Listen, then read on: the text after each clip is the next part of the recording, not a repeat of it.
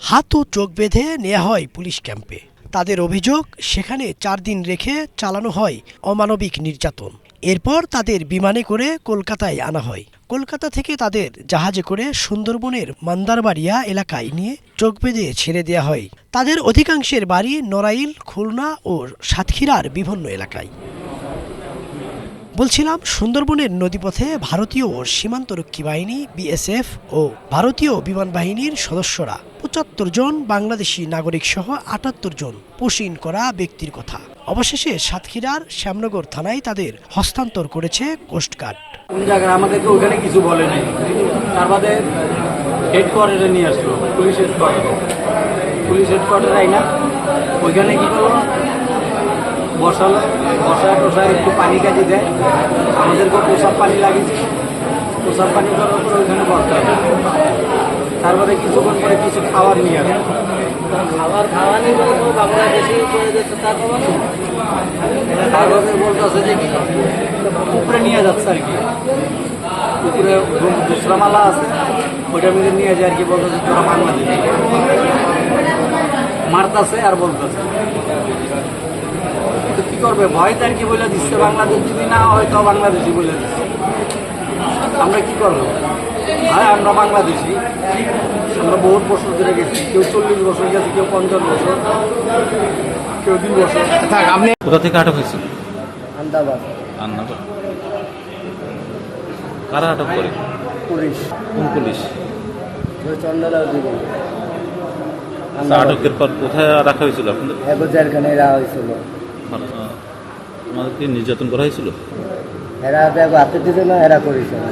হ্যাঁ, এরা দেখো হাতে দিছে, এরা করেছিল। এরা তো বাংলাদেশ সঙ্গে বানায় এলাইছে। মানে যাদের হাতে দিয়েছিল বলতে ইন্ডিয়ান পারে সেটা?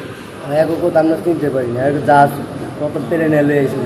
আচ্ছা, তোমার পরিবারের সদস্যের সাথে কি কথা সবাই জায়গায় আছে? পরিবারের সদস্য ফরিয়াদপুর কথা হয়েছে তোমাদের? না, কথা হয় না। 11 মে দিবাগত রাত 11টার দিকে তাদের শ্যামনগর থানায় হস্তান্তর করা হয়। এদের মধ্যে ৭৫ জন বাংলাদেশি নাগরিককে উপজেলা মুক্তিযোদ্ধা কমপ্লেক্সে ও বাংলাদেশি বংশোদ্ভূত 3 জন ভারতীয় নাগরিককে শ্যামনগর থানায় রাখা হয়েছে। রাতেই তাদের প্রয়োজনীয় প্রাথমিক চিকিৎসা ও খাবারের ব্যবস্থা করে উপজেলা প্রশাসন।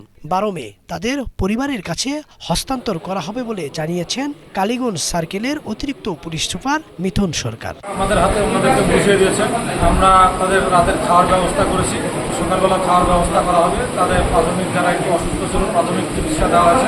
তাদের আত্মীয়দের কাছে তাদের পরিচয় যাচাই বাছাই করে আমরা থানায় হস্তান্তর করা ব্যক্তিরা বলছেন, তারা সকলেই ভারতের গুজরাটের সুরাট বস্তিতে বসবাস করতেন। সেখানে তারা দিনমজুরের কাজ করে জীবিকা নির্বাহ করতেন। গত 26 এপ্রিল বস্তি ভেঙে গুড়িয়ে দেয় স্থানীয় প্রশাসন।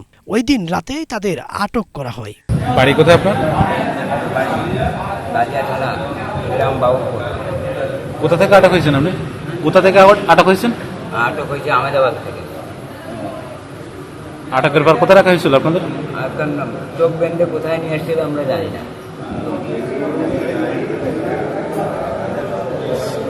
আচ্ছা, পরিবারের সাথে কি যোগাযোগ হয়েছে আপনাদের?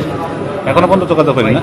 এদিকে বাংলাদেশি বংশোদ্ভূত 3 জন বলছেন, তাদের বাবা মা বাংলাদেশি। তারা গুজরাটে থাকাকালে সে দেশেই তাদের জন্ম হয়, তাই জন্মসূত্রে তারা ভারতীয়। তাদের কাগজপত্রও ছিল, কিন্তু 2024 সালে তাদের সকল কাগজপত্র সরকার কর্তৃক নিয়ে নেওয়া হয়।